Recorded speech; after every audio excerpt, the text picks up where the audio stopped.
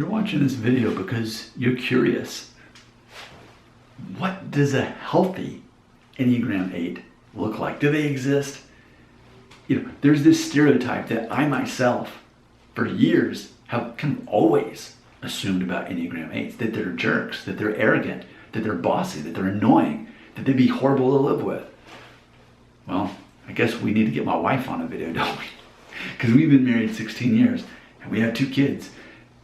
And I've been an 8 the whole time. And granted, I haven't always been in the healthy mode, but like I'm at a place now in my life I am. And I think a lot of it has to do with just where I'm at in life. I'm 43 years old. We've got a paid off house at this point, and our kids are not babies anymore, so we're not having that stress.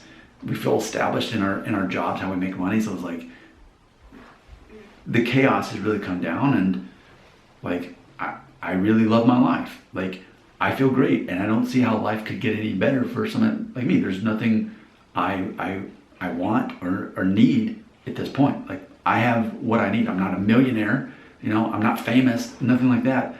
But like anything I want and need, I already have, and I can recognize that. A lot of people can't. So I think just from that first 90 seconds there, like I sound like a pretty healthy guy, and as far as from a psychological point of view. And now I will say something that definitely helps is that I'm a social subtype, so I'm already focused on how taking this excess energy that's ultimately anger and turning it into helping other people. So you can imagine, okay, I'm doing that for my marriage. I'm naturally, without anybody needing to tell me, I'm cleaning bathrooms. I'm taking out garbage. I'm cleaning out the sink and making sure that that's always taken care of. I'm always managing certain things in our house, doing that. I'm tending to people's emotional needs in my household, whether it's my wife and my kids. I'm making sure that they feel that I'm present and I'm available as they need me, to even facilitate creative things and keeping them entertained and doing. So it's serving. It's a lot of serving, and the same thing at work for my job. I put it upon myself to mentor other people, train new people, and finding ways to serve in my community. So yeah, that's, we know that an Enneagram 8 looks more like a 2 when they're in a healthy situation. I don't know that anyone would actually confuse me with a 2, but we can see that I'm in these roles that a 2 normally would do, but just ultimately with 8 energy, and still having 8 anger and being aware of that anger, but I'm being productive. And I think that's something that's very important to me, that I'm not busy, but I'm actually productive. I'm producing, I'm creating something. And for me, I'm not yelling, I'm recognizing, verbalizing anger, but as far as what I've learned that I can do to help other people is to help set expectations. That way people tend to get less emotional when we know what the expectations are. And ultimately, when the expectations aren't met, we can calmly talk about it. And so there is this 9 wing that all 8s have. And granted, I've got some things going for me for my advantage, because I am the social subtype and I have a dominant 9 wing. So I already am focused on not getting emotional.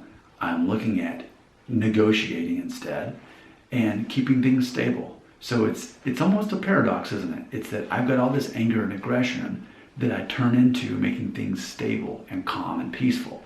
Right? As an Enneagram 8 wing 9 with the social type, like that's helpful. And I think what I'm telling you is I think there's a lot more 8s in the world than we realize, especially if they're 8 wing 9, especially if they're a social subtype.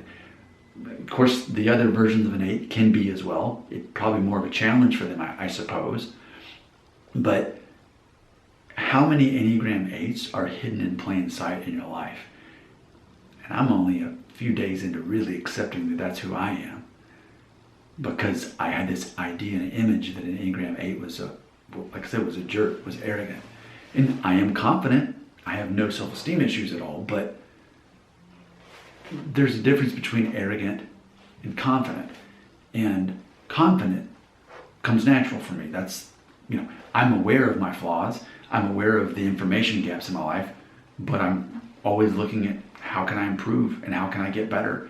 And how can I laugh about stuff that I'm not good at, about my weaknesses?